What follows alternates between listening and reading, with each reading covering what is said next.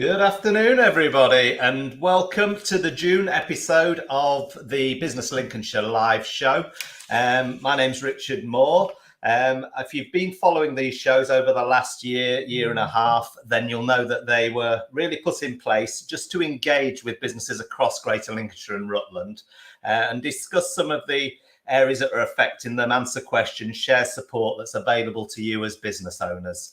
If you want to get involved in the chat, as always, if you've joined us through the LinkedIn Live event, then there'll be the comments area in there that you can engage with us. You can fill in, ask questions live if you want to ask questions live. We've got a few questions being sent in already. But really engage with the show. That's the whole reasons we have these as a live stream event, so you can actually ask the questions live and get them answered. So do engage in the comments section, or if you're engaging through one of the other social platforms, then send in messages to the show and we'll happily answer those live. Now, this month's show is going to be shorter and punchier than the normal 45-minute, hour-long shows, because we're going to focus on one area of business growth, and that's really how you evolve your market offering and solving problems in more creative ways. We're going to be sharing the Creative Catalyst program and the 3 workshops that you can do through that program through Business Lincolnshire.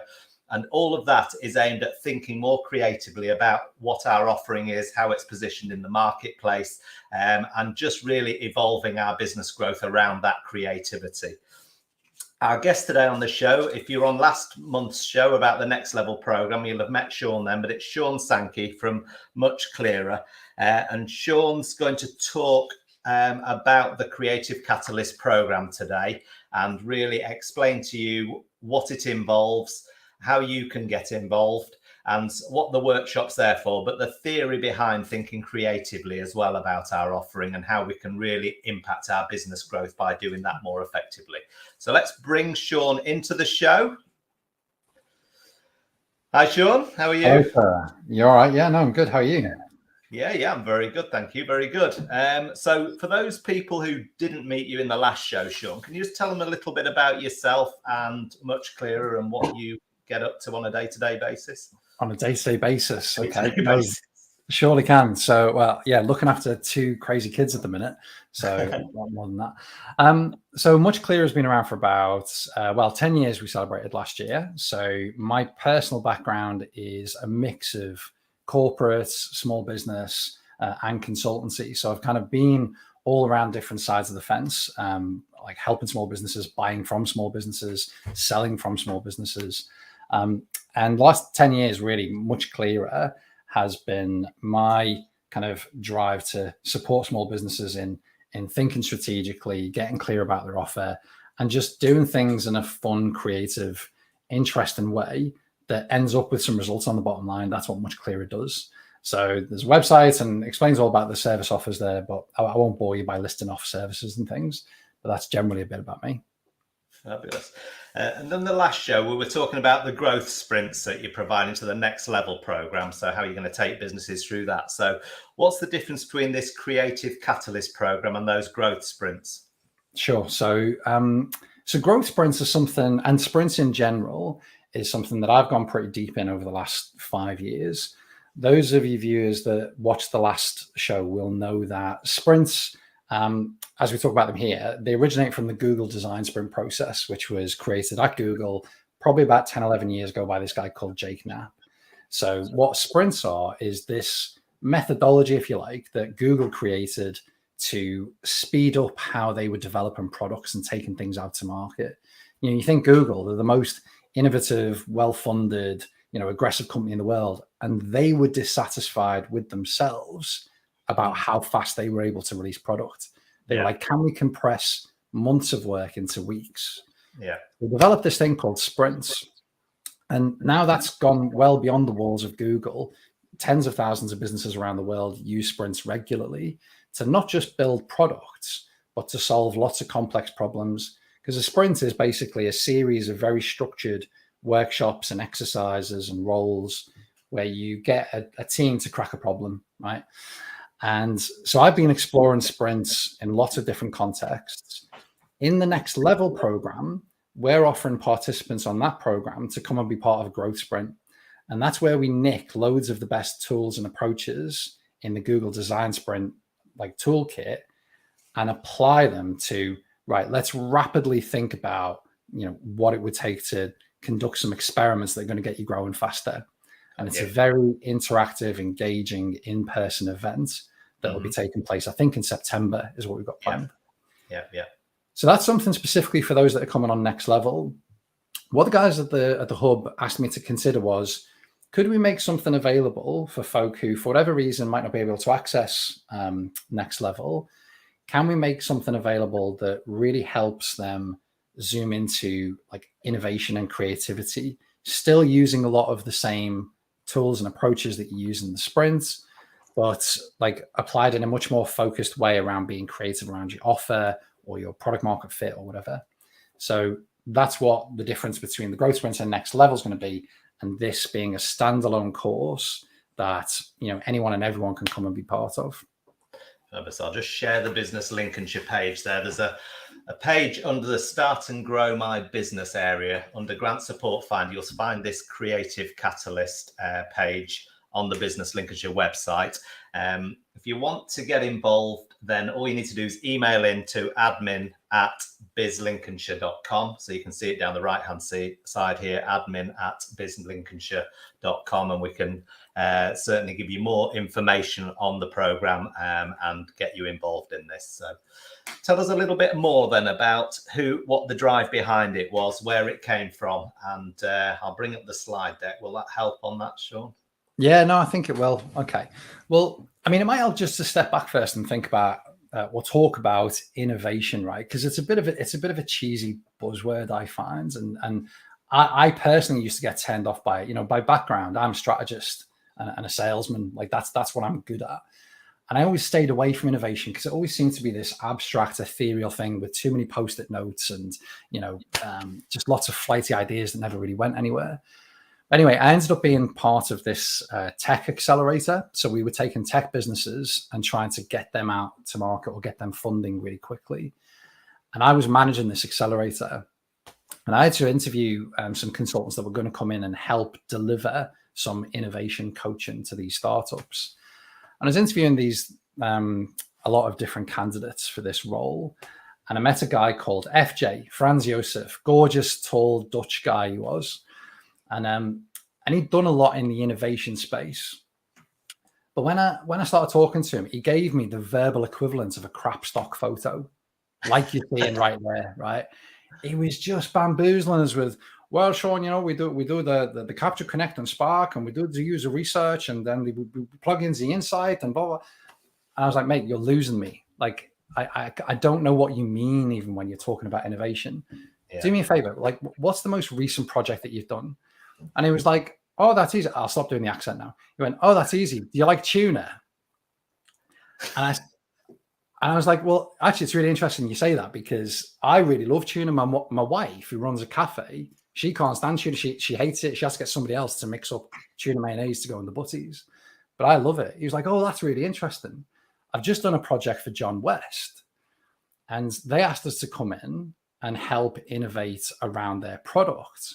Right. And you're thinking, they've got however many, 40 years or something of being basically a food manufacturing company, but they just get the raw tuna out the ocean, like can it and then sell it. That's what they've always been known for. And he said, well, let's think about what stops people from buying tuna. He said, because John West came to us and he said, look, we know we can't convince people who don't like tuna to eat more of it. You can't do that. We've tried. Doesn't work. What you can do is you can convince people who do like tuna to eat more of it, right? So we did some user research. We went out, we talked to people. We figured out, okay, what's the friction between you buying more tuna? And the answer came back relentlessly. Well, the thing with canned tuna is it's a faff, right? You've got to bring something to it, whether it's mayonnaise or chili oil or pasta or something like that. No one takes a tin of tuna to the office and just eats it out of the can, right? So we need to do something to remove that friction. And he was part of the project that created John West Tuna Lunch Pots. And I was like, brilliant, thank you. In 3 minutes, you've just explained to me the practice of what innovation really means in the real world. Yeah. Creatively thinking. Yeah. It's thinking creatively, but really zooming into what your customers need and the problem you're trying to solve. and then exploring options that say, okay, how can we remove that friction, that pain, solve that problem, and develop an offer that does that creatively? That's what innovation looks like in practice. Yeah. Yeah. So your original question was, who's this for and what's it about? Well, it's for any company in Lincolnshire that's wanting to, to pursue growth and do it in a creative way and might feel that they're stuck, right?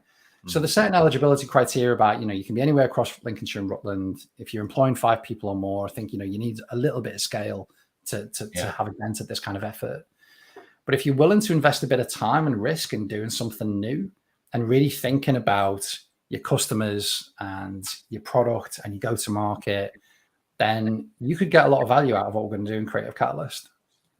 Absolutely. And this is, if I'm correct in thinking, that if you can't qualify for the next level for any reason, for the scale-up program, you can still apply for this, can't you? This is standard. You can, yeah. I think there's quite a bunch of businesses that have had support before, which means that for whatever reason they can't get onto next level, but they'd be very welcome to come and join us on Creative Catalyst. And also just, businesses that for whatever reason don't want to be part of next level, either the time commitments or it's like, the diaries don't fit.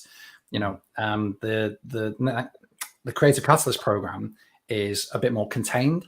So it might just be that this is a good commitment to do 3 sessions where we help you think specifically about your offer. Mm-hmm.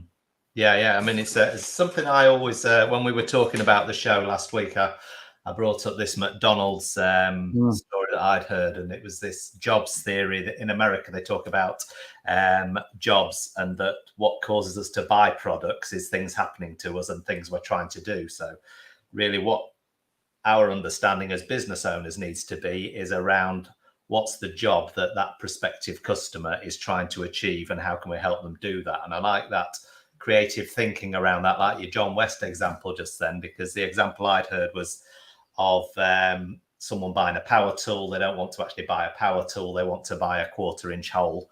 That's what they're really trying to do. That's jobs theory in action.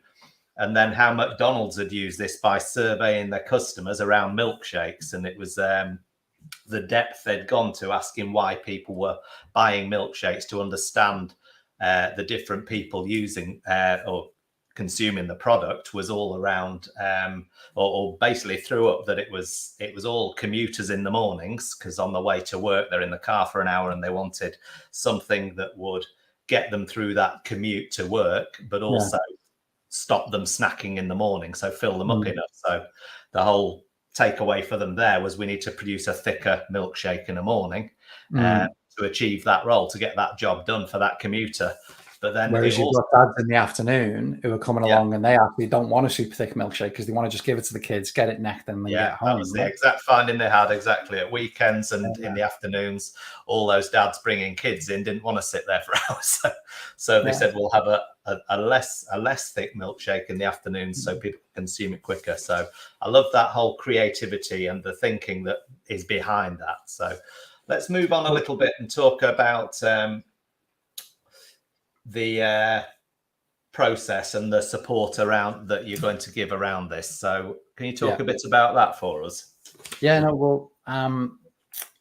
What we're going to address in the course, in fact, let's go to the other side first to talk about how it functions first, and then we'll talk about this, how it works. So the one above with this hand-drawn diagram, if that's okay.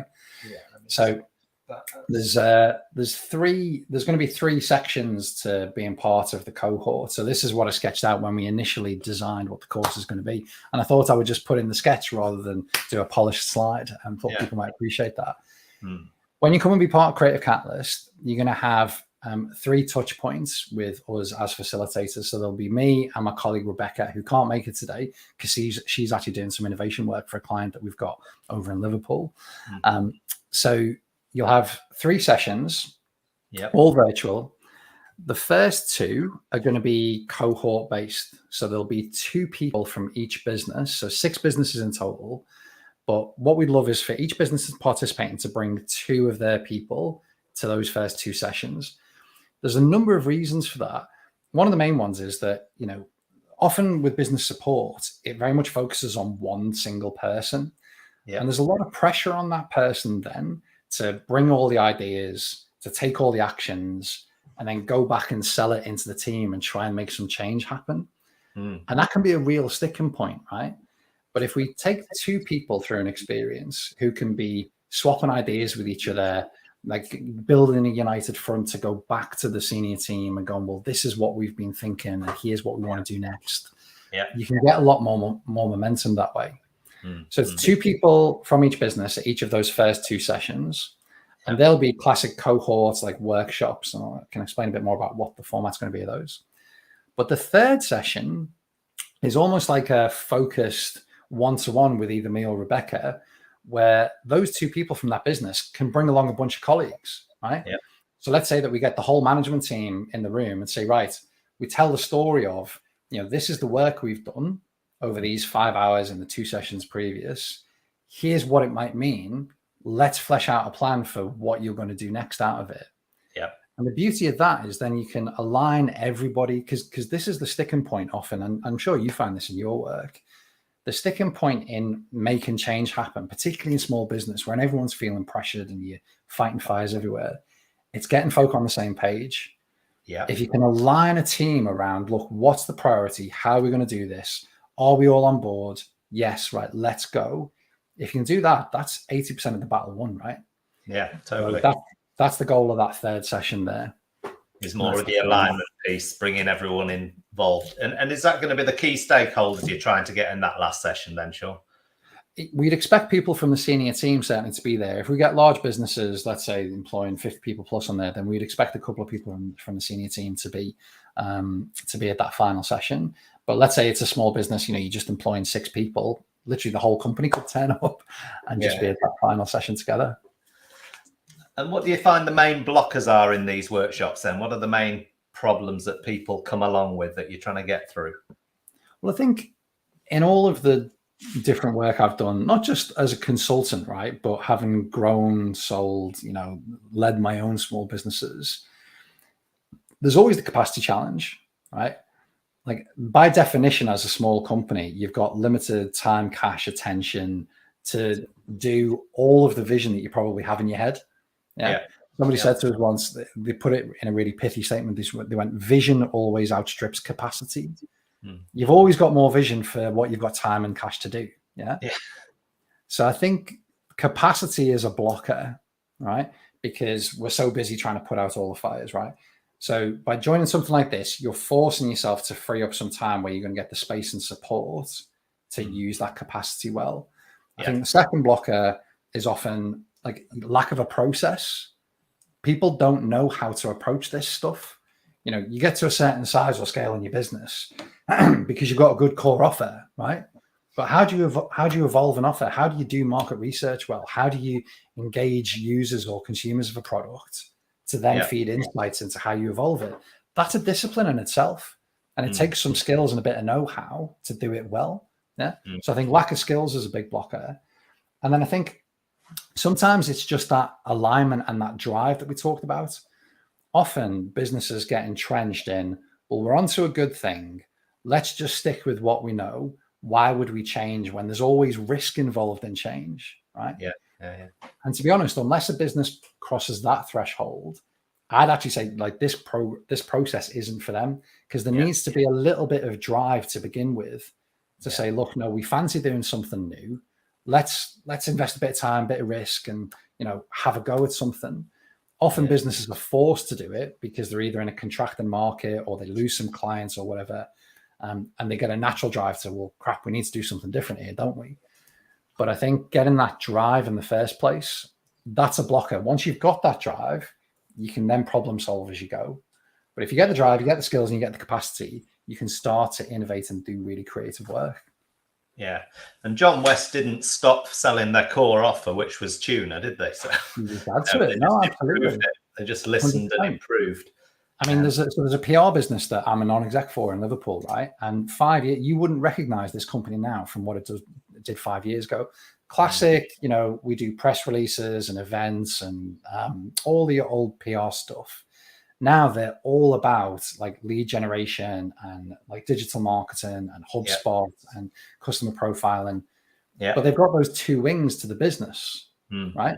So they've still got a really strong PR offer, and they've got a really strong kind of tech and digital marketing offer. They've nearly tripled the size in the last 5 years. Yeah. So adding on and evolving what you take out to market, if you're up for growth, really should be high on your radar. Yeah, and this is all buyer centric. This is all very much driven by your customer base, and that blocker you talked about talking to your customers. And I think it's something that a lot of businesses I meet are pretty bad at, but they know the biggest opportunity they have is in that existing customer base, but they just don't engage with them regularly. There isn't that client engagement that we know should be happening, and surveying and getting 100%. People in. A lot of this should happen. If you put those elements in place, this will start happening anyway, won't it? The innovation should be there. And it doesn't have to be super formal, and it doesn't have to be really costly. I think often when people think about customer research or, getting close to customers, it's either another thing I have to do, or it's an expensive, like kind of drawn out process where you're getting lots and lots of data. Pretty much the whole of session 2 of this program is going to be getting into what we call user interviews, which is a really well recognized toolkit in design thinking and design sprints. But it's really easy to do. It's the equivalent of just setting up some informal chats. But you do it where you're hunting for specific insights that you're going to do something with. And I think that's often the key that unlocks a lot of this is once you know how to set up those chats and how to hunt for insights that are going to relate to your product, that that time is going to be valuable. Yeah, absolutely. Totally agree. And so how do you think this Creative Catalyst program addresses those blockers? We've talked quite a lot about what stops people, but how do you unlock that? Yeah. Well, in the first 2 sessions together, where we've got 6 businesses in the room, they're going to be like workshopping training type sessions.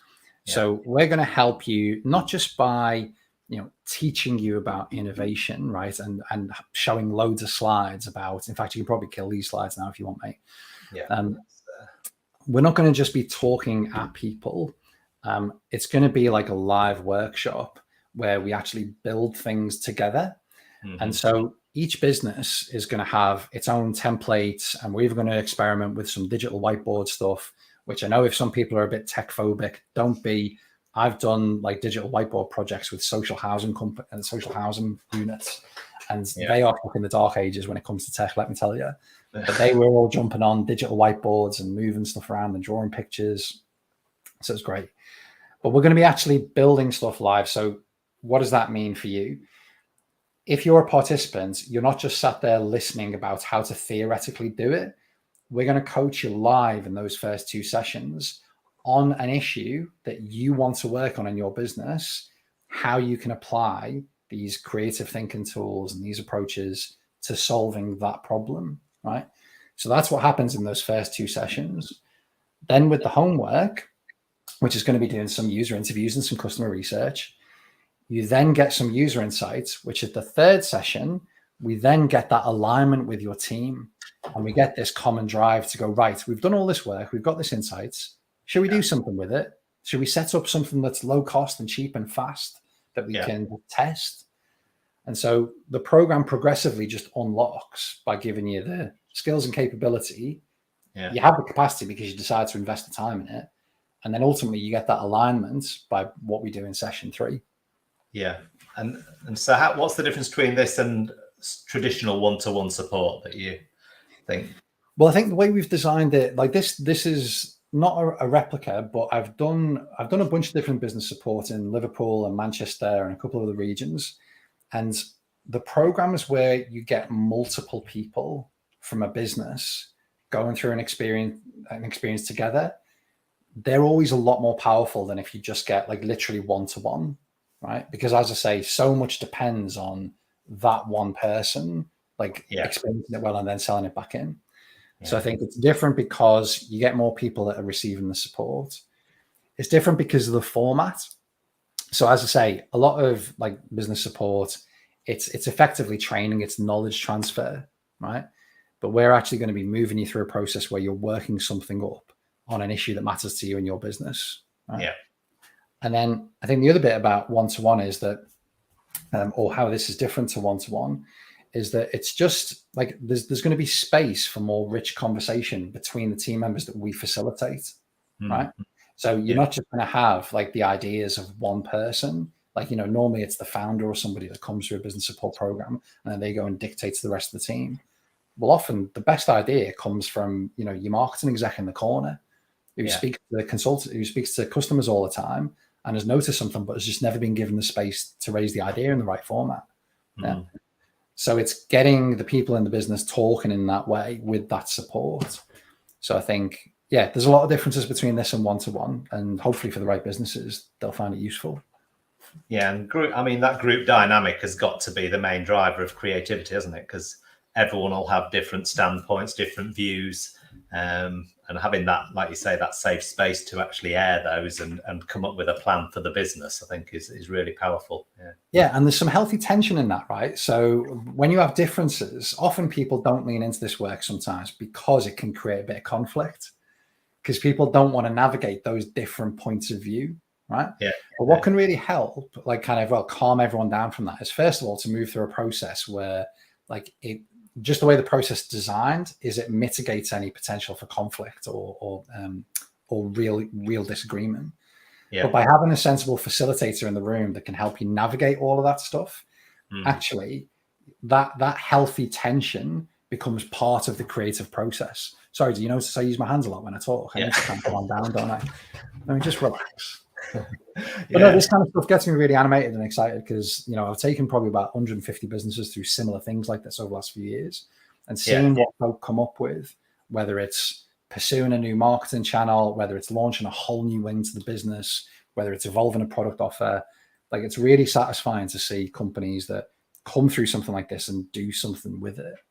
Yeah, and it's a big transition for a lot of businesses, because businesses, especially older, more established businesses, I think have grown in a certain organic way for so many years, and now to suddenly have this very buyer-centric view rather than let's talk about us and broadcast to as many people as possible. Now you start to really get into how you're going to grow this business driven by your buyers and the people who love you already. That if they're willing to feed back what they love about you, and you can develop more products around what they love about you. To me, it's just common sense, is that, because they're going to tell everybody, they're going to be your marketing arm. An MD of a manufacturer in Manchester said to us, he said, like, it sounds a bit cheesy, this, but he said, something like, I always felt like growth was my problem to solve. I never realized that I could actually share that problem with my customers. Like, my customers, should help me to grow, but I just never engage with them on how I could grow, on what we could do to grow, right? And so taking that pressure off yourself to say, okay, all the answers need to come from within our 4 physical or virtual walls, however your company's set up now, right?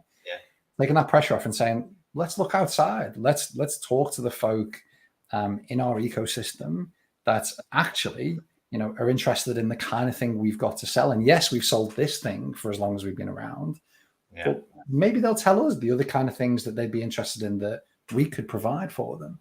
And engaging those other stakeholders is what unlocks new ideas and new growth streams. Yeah, absolutely. No, I love it. So anyone who is interested in getting involved in the program, again, I'm just going to underline, we need emails from you, admin@businesslincolnshire.com. Just send in an email to us to express your interest, and we will put you in touch with the right people, get you involved in the first of the Creative Catalyst programs. Are there going to be a number of these over the year, or what's the situation? Sure. So we've got 2. So we're contracted for 2 at the minute. So we've already got a few businesses signed up for cohort 1, which is going to be taking place or kicking off in July. Depends on how quickly. How many? 6 businesses per cohort. Right. So so we'll either do another one in the summer or the autumn, depending on how demand comes in. Right. Perfect. Okay, and let's close by you just sharing some other tips around thinking creatively about products, services, and solutions. I think you've dropped a lot of value, Shawn, so far in the show. So any other tips you can give us, takeaways for businesses, whether they get involved with the program or not? Let's just give them some more value. Yeah, no, I think we'll we've talked a lot about engaging your customers, and it's asking questions of your customers, not about your product, but about almost back to you. Like, let's use the language of the jobs example that you used before. Yeah. You know, what do you use this product for, and what's and what the classic word is pains and gains, but what are the frustrations, the challenges, the friction? I like to talk a lot about friction. What are the friction points? Not that a customer would understand that language, but what stops you using more of it, or using it more frequently, or whatever. Really thinking about engaging users is a big one. But let's say you don't want to or can't engage with the users for a little while.